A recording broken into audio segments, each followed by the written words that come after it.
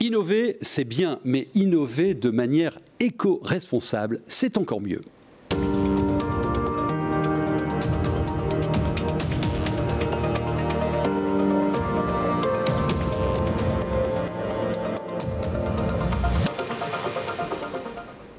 C'est Objectif Innovation proposé par HDFiD avec nos invités et parmi eux, Sylvain Bell, vous êtes CEO du groupe Sihuch. C'est quoi votre métier ?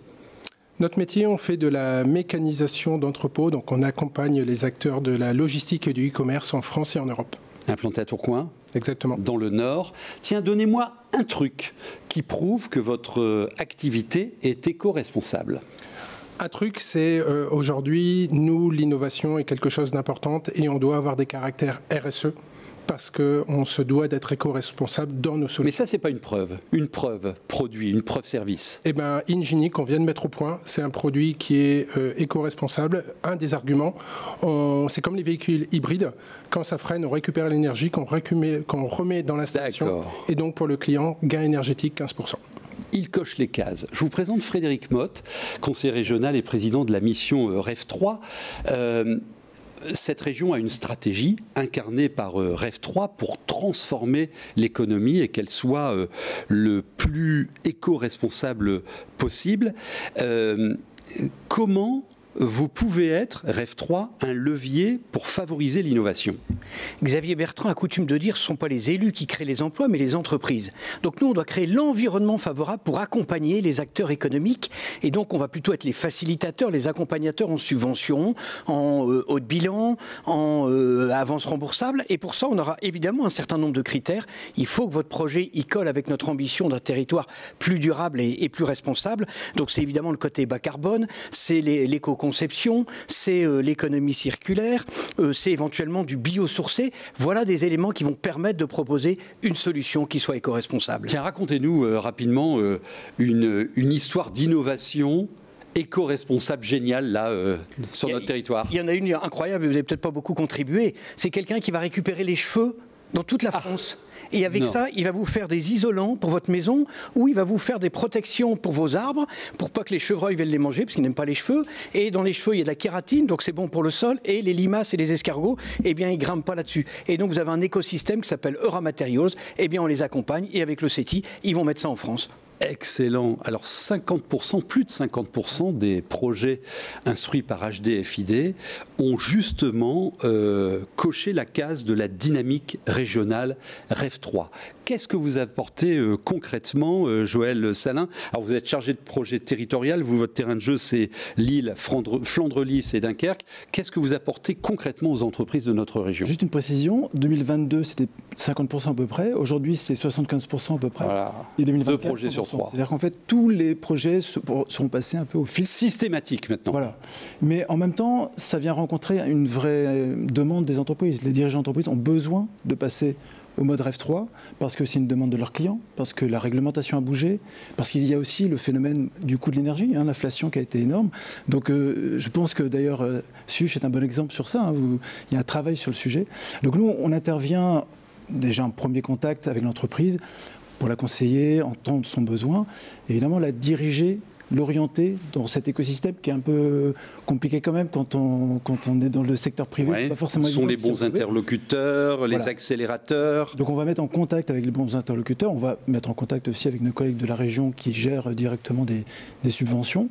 On intervient également avec un dispositif qui commence à être un peu connu, le diagnostic industrie du futur, qui permet de faire intervenir des experts sur des sujets précis et donc bien évidemment les sujets REV3. Et puis on intervient aussi nous-mêmes également sur l'accompagnement, transition numérique, sur l'accompagnement qui est en train de disons, se développer de plus en plus directement par l'agence. Alors, je reviens vers vous deux, messieurs, dans quelques instants pour, d'une part, me donner aussi de beaux exemples que vous accompagnez, et on parlera d'un outil efficace et important pour vous, qui est le référentiel REV3 pour les entreprises. Je reviens chez vous. L'éco-responsabilité, elle est environnementale, elle est économique, elle est sociétale. Comment ça se manage dans la performance et la progression d'une entreprise comme la vôtre? Comment ça se manage? Déjà, ça doit être un projet d'entreprise. Ce n'est pas un projet uniquement mené par les dirigeants. Il faut que ce soit les salariés qui soient vraiment impliqués dedans. Là, on vient d'être certifié EcoVadis, qui est vraiment une des preuves où, en gros, on a vraiment un projet, on a des valeurs qui sont incarnées, bien sûr, par la direction, mais aussi par les salariés. Toutes ces actions, si les salariés ne sont pas partie prenante, on n'avance pas. On parle de l'innovation, les personnes qui font de la R&D chez nous, s'ils n'ont pas ces valeurs de RSE, d'éco-responsabilité, nos innovations ne seront pas éco-responsables. Donc ça, c'est hyper important que dès le début, dès la façon dont on va penser nos futurs produits, il faut qu'on ait ça. C'est collectif, c'est pas que l'affaire du CEO. Ça marche pas, on peut, mais ça marche pas. D'accord. Et de quelle manière parlez-vous à vos clients de l'innovation avec cette focale de l'éco-responsabilité ?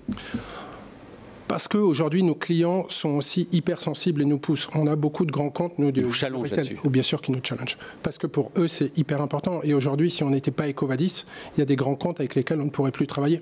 Donc ça, c'est quelque chose qui est extrêmement important. Parce que les clients finaux, donc vous tous, on est tous consommateurs de e-commerce, on a cette sensibilité. Donc il faut que nos cartons soient éco-responsables, il faut que le transport soit avec du gaz propre, avec tout ça. Et il faut aussi à un moment que la logistique soit verte. Est-ce que ça booste votre innovation ? Ça l'accentue, nous c'est déjà dans nos valeurs, donc ça ne change pas. Mais c'est un caractère en plus qui nous force à y aller. Ce que je disais tout à l'heure avec Ingenie, aujourd'hui on veut que ce soit vraiment très éco-responsable. D'accord. Alors l'outil Frédéric Motte, ce référentiel REF 3 pour les entreprises, à quoi ça sert ? Comment je peux l'utiliser ? Nous avons la conviction, c'est que ces transitions REF 3, c'est évidemment générateur d'activité et d'emploi. Par contre, si beaucoup d'entreprises sont convaincues qu'il faut se remettre en cause, c'est comment j'y vais ? Quelle porte où je puisse taper. Et donc on a rédigé entre guillemets le vade-mecum de l'entrepreneur qui veut y aller, pour l'aider à franchir le pas. Et donc vous allez sur le site de REF 3, on a rédigé ce référentiel REF 3 entreprise qui, avec un certain nombre de chapitres, va vous permettre d'engager votre entreprise. Alors les très grands groupes auront les équipes en interne, la PME va prendre tout le bouquin et puis va y travailler, la TPE évidemment, il faut qu'elle aille regarder des HDFiD, sa chambre de commerce, sa chambre des métiers, et qui va l'aider pas à pas. Ça ne va pas se faire en un jour. Oui, c'est compliqué de transformer son entreprise. Oui, c'est compliqué de revisiter ses process, d'entraîner ses collaborateurs. Mais c'est une vraie question de survie de l'entreprise. J'ai la conviction que l'entreprise qui ne sera pas REF 3, elle va mourir. Et donc, nous, ce qu'on veut, c'est les aider à franchir le pas pour leur dire c'est une vraie opportunité d'un projet collectif de l'entreprise de vous générer de l'activité et donc la pérennité de votre entreprise. Alors, vous notez l'adresse du site de HDFiD qui reroute sur le référentiel. Mais, je ne sais pas, je prends un exemple, je suis une TPE de 4 collaborateurs, mécanique de précision. Je peux ouvrir le référentiel ? Mais carrément, on va vous parler déplacement, on va vous parler énergie, on va vous parler achat, on va vous parler mobilisation. Donc, tous ces sujets, ça vous concerne à des degrés divers suivant votre métier. Mais faites votre marché, prenez-en, vous avez des exemples concrets, ça a été testé et construit avec des entrepreneurs. Alors Joël Salin, des beaux exemples d'innovation éco-responsable dans notre région. On en a pas mal. 2 projets sur 3. Oui, aujourd'hui c'est ça, c'est vrai. Alors ça recouvre la RSE, ça recouvre la digitalisation, tout un tas de sujets qui évoquent directement les transitions que l'on vit. Si je devais en nommer quelques-uns, je pense à GECO. GECO, c'est un bon exemple parce qu'on y travaille, on va y travailler. Le futur ? Oui, voilà, les huiles de friture pour la production d'énergie, le biodiesel, etc. On y travaille avec la chambre de commerce, donc on n'est pas des acteurs isolés. L'idée, c'est justement de travailler avec d'autres. C'est alors de façon peut-être contre-intuitive, par exemple les tentes Cabanon, dernier fabricant en France de tentes de camping. Très belle tente. Il y a un travail qui est effectué par l'entreprise pour optimiser toute son organisation, pour optimiser sur site, donc gagner de la place, avoir moins de déchets, dépenser moins d'énergie, par exemple. D'accord. Vous bénéficiez, vous, du dispositif Industrie du futur, porté par l'État, la région et HDFiD. Qu'est-ce que ça vous apporte ? C'est un petit plus, ça nous permet, on l'aurait fait quand même, mais c'est vrai que ça nous permet de nous booster, d'y aller vraiment, et à un moment on se dit on y va pas, là c'est sûr qu'on y va.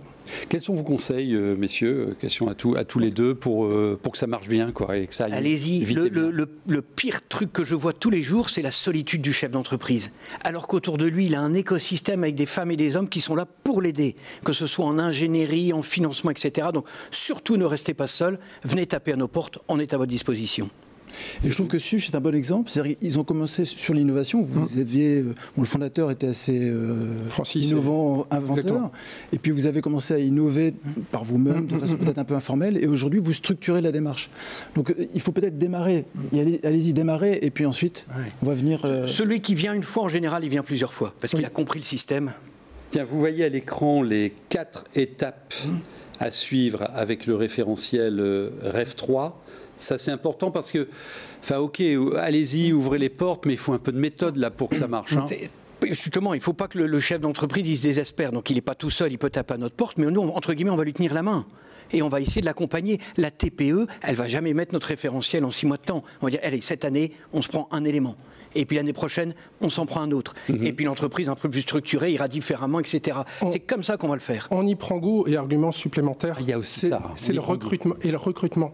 Ouais. Parce qu'aujourd'hui, nos jeunes ont cette sensibilité éco-responsable. D'accord. Donc si on rentre dedans, on arrive à avoir des nouveaux talents qui, eux, sont déjà formatés avec ça et vont nous formater encore plus à y aller. Donc c'est un cercle vertueux. On commence à des moments, oui, de manière en tatillon, de manière anarchique. Et plus on avance, plus on se structure, plus on y prend goût.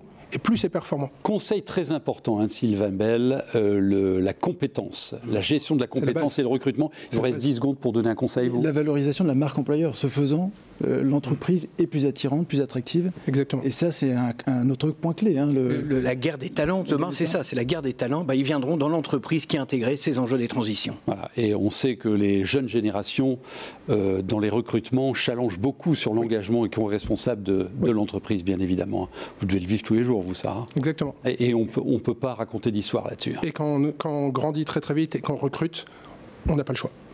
Alors innover, mais innover de manière éco-responsable. Encore une fois, je vous donne l'adresse du site de HDFID, hautefrance-id.fr, et vous retrouverez ce référentiel REF 3. Merci, messieurs. On se retrouve bientôt pour un nouveau rendez-vous d'Objectif Innovation dans les Hauts-de-France.